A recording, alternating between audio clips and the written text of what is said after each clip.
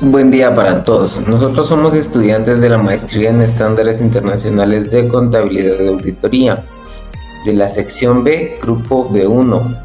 Es para nosotros un placer poder ampliarles un poquito de información sobre la NIF 10, que nos habla de los estados financieros consolidados.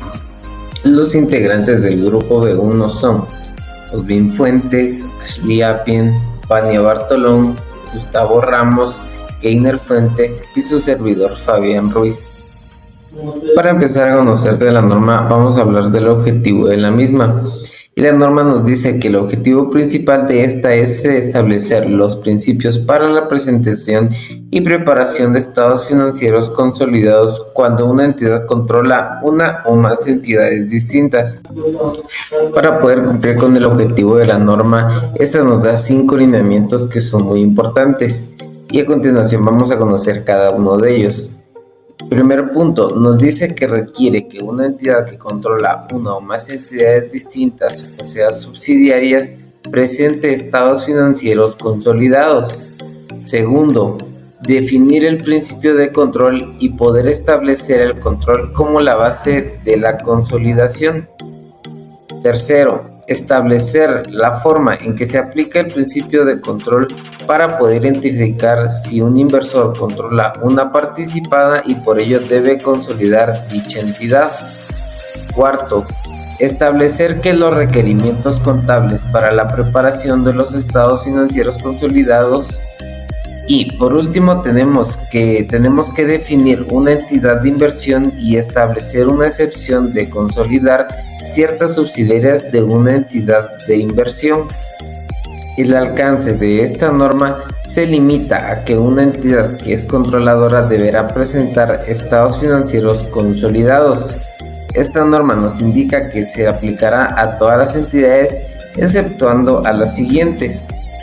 A una controladora que no necesita presentar estados financieros consolidados siempre y cuando cumpla con las siguientes condiciones. Primero, que sea una subsidiaria total o parcialmente participada por otra entidad y todos sus propietarios. Segundo, sus instrumentos de deuda o de patrimonio no se negocian en un mercado público.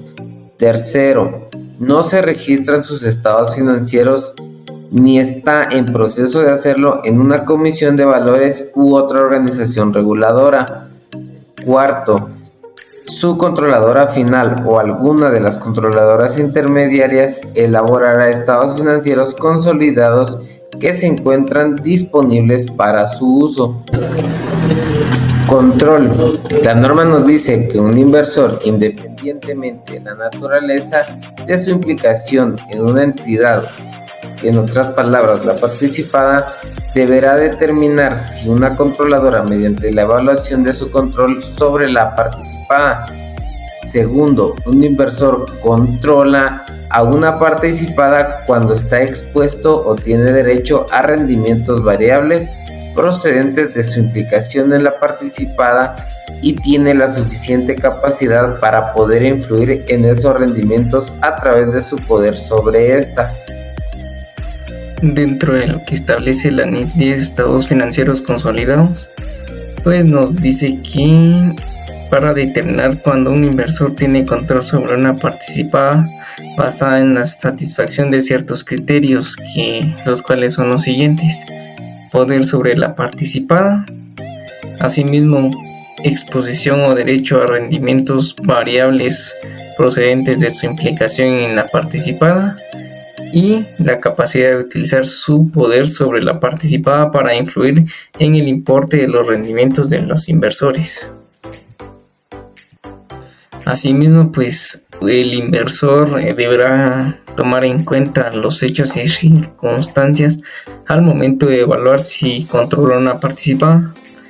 Pues este inversor deberá evaluar una y otra vez si controla una participada cuando los hechos o las distintas circunstancias indiquen que existen cambios en uno o más de los elementos que enumerábamos anteriormente, ¿verdad? También nos establece que dos o más inversores controlan de forma colectiva una participada cuando deben actuar de forma conjunta para dirigir las actividades relevantes. Pues en estos casos nos tenemos que dar cuenta, ¿verdad?, que ninguno de los inversores puede elegir las actividades sin la cooperación de todos los que están incluidos. También podemos decir que ninguno controla individualmente la participada sin que exista varios socios que estén de acuerdo, ¿verdad? También pues un inversor tiene poder sobre una participada cuando posea derechos que le otorgan la capacidad de poder presentar y dirigir las distintas actividades relevantes. En otras palabras, pues cuando las actividades que afectan de forma significativa a los rendimientos de la participada, con el fin de que al momento de evaluar, ¿verdad?, el poder, pues el inversor deberá poseer los derechos que le otorgan la capacidad de presentar y dirigir las actividades de mayor importancia. También sabemos, ¿verdad?, que el poder surge de los derechos o se derivan de ellos. Muchas veces al momento de la evaluación del poder que se tiene dentro de una inversión, podemos decir que se obtiene de forma directa y únicamente los derechos de voto que se son concedidos, ¿verdad?, por los instrumentos de patrimonio. Tal es el ejemplo de acciones y pueden ser evaluados mediante la consideración de los derechos de voto procedentes de distintos accionistas. También podemos ver un caso más completo, ¿verdad?, más complejo y que requiera considerar más de un factor. Tal es el caso, como nos lo enmarca la NIF 10, el poder de proceder de uno o más acuerdos contractuales dentro de los inversionistas. También pues el inversor con capacidad presente para dirigir las actividades relevantes tiene poder para poder influir o velar que su derecho no se haya ejercido. Tal es el caso cuando el inversor ha estado dirigiendo actividades de mucha importancia. Esto puede ayudar a determinar si posee poder, pero no son definitivas pero por sí solas, ¿verdad?, sino que en su conjunto. Entonces para ello podemos establecer y determinar su control sobre una participación en un negocio. Poder. Si dos o más inversores muestran sus derechos existentes que le conceden la capacidad para poder dirigir actividades relevantes diferentes, el inversor que tiene la capacidad presente afectan de forma más significativa a los rendimientos de la participada. La norma también nos dice que un inversor también puede tener poder sobre una participada, aunque otras entidades tengan derechos existentes que le concedan la capacidad de poder participar en la dirección de todas las actividades relevantes. Por ejemplo, cuando otra entidad tenga influencia significativa. Pero un inversor que mantiene solo derechos protectores no tiene poder sobre una participada y en consecuencia tampoco controla. Rendimientos. Un inversor está expuesto, tiene derechos a rendimientos variables originados de su implicación en la participada cuando los rendimientos del inversor tienen el potencial de variar como consecuencia del rendimiento de la participada. Los rendimientos del inversor pueden ser solo positivos, solo negativos o ambos. Aunque solo un inversor puede controlar Una participada más de una parte puede compartir el rendimiento de la participada. Por ejemplo, tenedores de participaciones no controladoras pueden compartir las ganancias o distribuciones de una participada. Vinculación entre poder y rendimiento. Un inversor controla una participada. Si el inversor no tiene poder sobre la participada y exposición o derecho a rendimientos variables procedentes de su implicación, sino que también tiene la capacidad de utilizar su poder para poder influir en el rendimiento del inversor como consecuencia de dicha implicación en la participada. Un inversor con derecho de toma de decisiones determinará si es principal o un agente. Un inversor que es agente no controla una participada cuando ejerce derechos de toma de decisiones que le han sido delegados. Dentro de los requerimientos de contabilización, la norma pide que las entidades del grupo utilicen políticas contables uniformes para transacciones similares en circunstancias parecidas, ya que si un miembro del grupo utiliza políticas contables diferentes, deben realizarse ajustes adecuados para alinear estas políticas con las del grupo al preparar los estados financieros consolidados. Para los procedimientos de consolidación, los estados financieros se deben seguir los siguientes procedimientos. El primero, combinar partidas similares, ya sea activos, pasivos, patrimonio, ingresos, gastos y flujos de efectivo de la controladora se combinan con los de sus subsidiarias. También se deben eliminar las inversiones y patrimonios, ya que eliminar el importe en libros de la inversión de la controladora en cada subsidiaria y la parte correspondiente en el patrimonio de cada subsidiaria. También eliminar transacciones en intragrupo. Se eliminan en su totalidad los activos, pasivos, patrimonio, ingresos, gastos y flujos de efectivo relacionados con transacciones entre las entidades del grupo. Estos procedimientos aseguran que los estados financieros consolidados presenten la situación financiera y el rendimiento del grupo como una sola entidad económica. También en la medición, los ingresos y gastos de una subsidiaria deben incluirse en los estados financieros consolidados desde la fecha en que se obtiene el control hasta la fecha en que se pierde el control. Estos deben basarse en los importes de los activos y pasivos reconocidos en la fecha de adquisición, utilizando valores razonables según la NIF 13. En los derechos de voto potenciales, los derechos de voto potenciales y otros instrumentos derivados se deben considerar al preparar los estados financieros consolidados.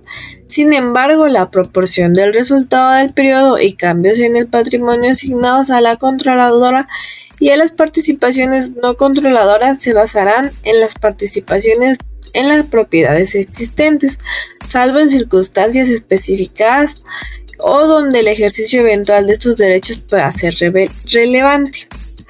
Y para la fecha de presentación, los estados financieros de la controladora y sus subsidiarias deben referirse a la misma fecha de presentación.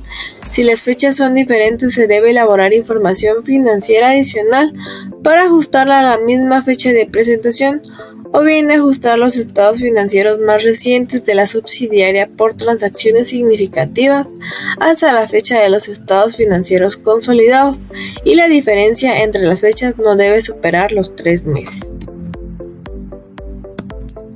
En las participaciones no controladoras, el resultado del periodo y cada componente de otro resultado integral debe atribuirse a los propietarios de la controladora y a las participaciones no controladoras, incluso si esto resulta en un saldo deudor para las participaciones no controladoras.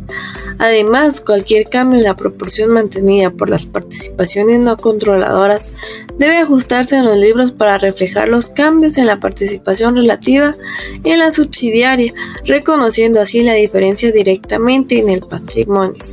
Así, la NIF 10 asegura que los estados financieros consolidados proporcionen una visión precisa y completa del grupo como una entidad única, eliminando cualquier distorsión que pueda surgir de transacciones intra al grupo y diferencias en las políticas contables, por lo que la atención a detalle como la fecha de presentación, las consideraciones de los derechos de votos potenciales, subraya la importancia de la precisión y consistencia en la presentación de la información financiera.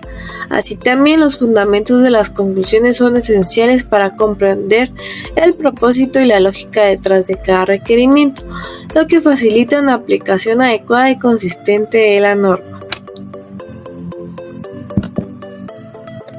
Ahora bien, hablando sobre lo que es la pérdida de control, la norma nos habla que cuando una controladora pierde el control de una subsidiaria, pues esta dará de baja en cuentas los activos y pasivos de la entidad que ha dejado de ser subsidiaria, en este caso del estado de situación financiera consolidado, en donde nos menciona que al dar de baja en las cuentas, pues también esto debe incluir la plusvalía. Además de ello, dice que los pasivos de la subsidiaria por su importe en libros en la fecha en que se perdió el control, y por ende también el importe en libros de todas las participaciones no controladoras en la anterior subsidiaria en la fecha en que se pierde el control, incluyendo para ello todos los componentes de otro resultado integral atribuidos a las mismas. Como también dice que reconocerá cualquier inversión conservada en la antigua subsidiaria y posteriormente contabilizará dicha inversión y los importes adeudados por la antigua subsidiaria o en este caso a esta.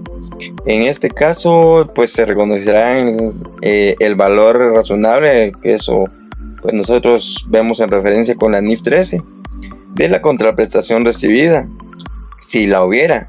Además de ello, por la transacción, ¿verdad?, sucesos o circunstancias que tienen lugar a la pérdida del control, como también cuando la transacción, sucesos o circunstancias que dan lugar a la pérdida del control conlleve una distribución de acciones de la subsidiaria a los propietarios en su condición de tales dicha distribución.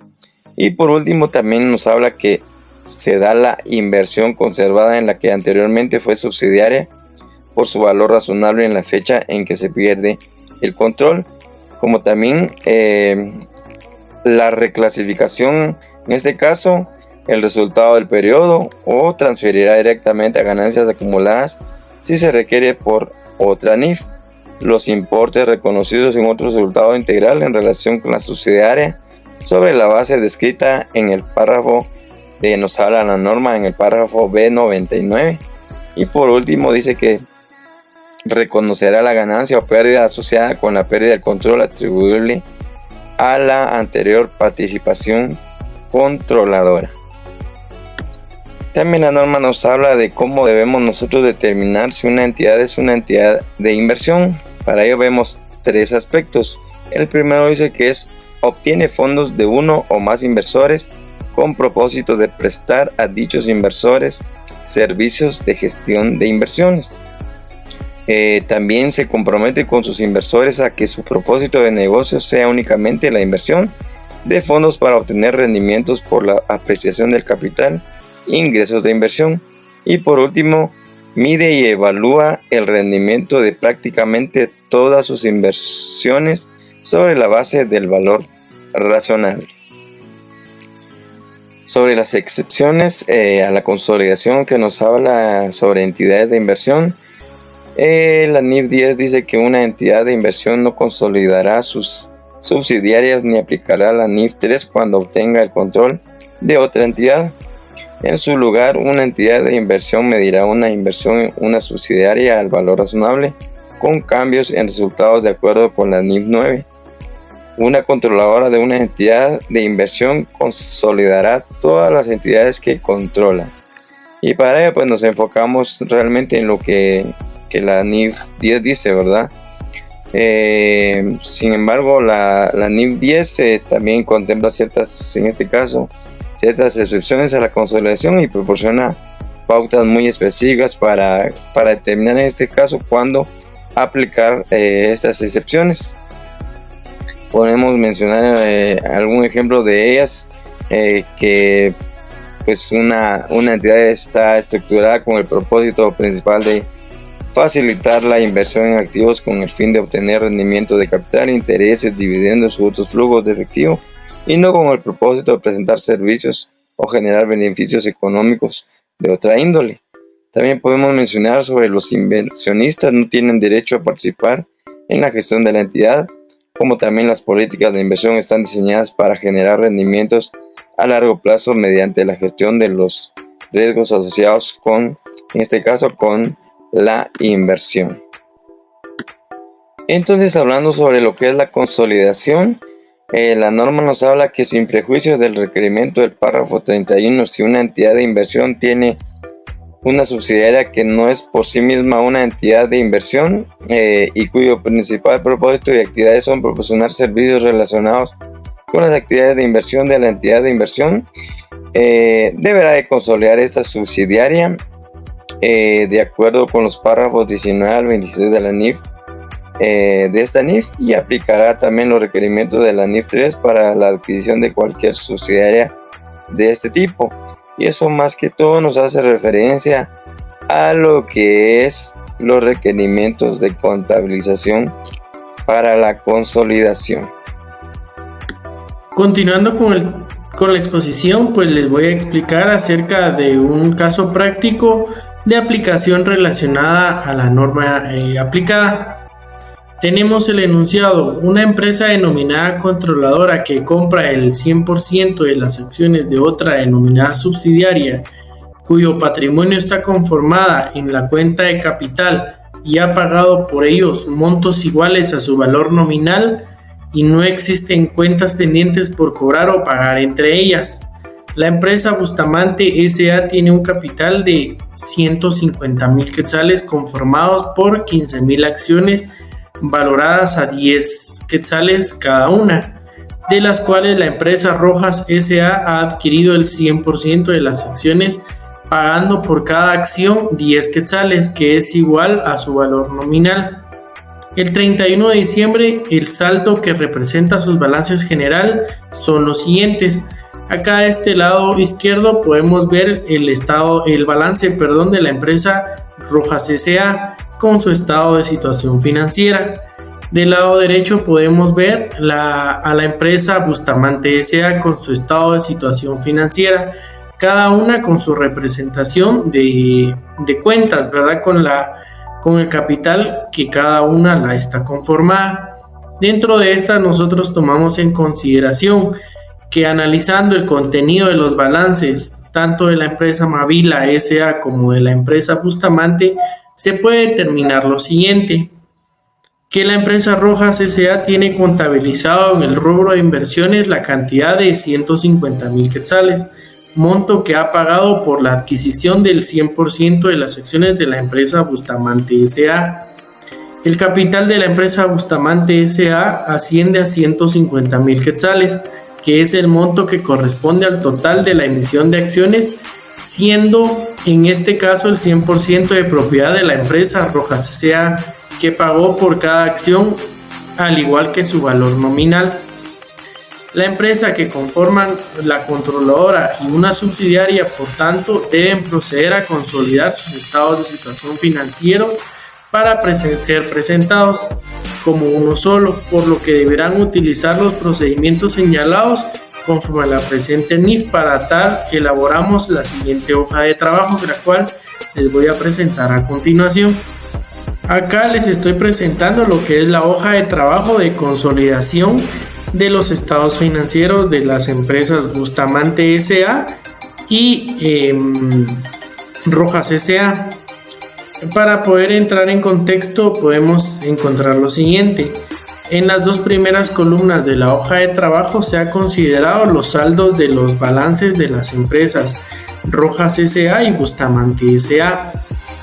En la columna de ajustes y eliminaciones se elimina el 100% del patrimonio de la empresa Bustamante S.A.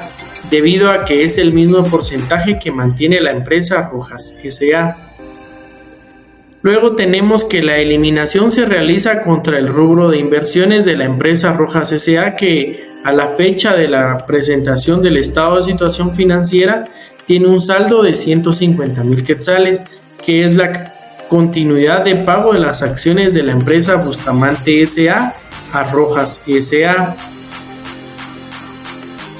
En este aspecto podemos determinar y podemos ver cómo la empresa Bustamante S.A. absorbió la cantidad de acciones que tenía la empresa Rojas S.A. a su estado de situación financiera, que el cual les voy a presentar a continuación. Después del proceso de consolidación, obtenemos el siguiente estado de situación financiera al 31 de diciembre del año 2023 de la empresa Rojas S.A. Y a continuación pues podemos encontrar que, tal como se observa en el estado de situación financiera consolidado, muestra el resultado de las combinaciones de las partidas del activo y pasivo. En este caso se ha pagado las acciones adquiridas al mismo valor nominal de las acciones de la empresa Bustamante S.A. También podemos ver que el patrimonio de la empresa Bustamante S.A. no ha sido modificado.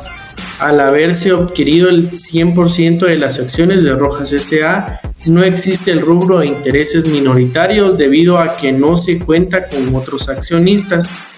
Como se explicó en el estado de situación financiera consolidado, se ha obtenido de la columna consolidada de la hoja de trabajo elaborada para este fin.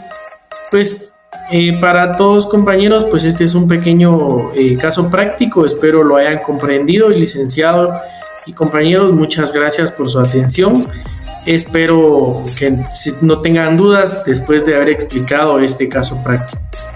Y si queda alguna duda pendiente, pues nos la pueden hacer saber durante el periodo de clase para poder solventarla. Muchas gracias.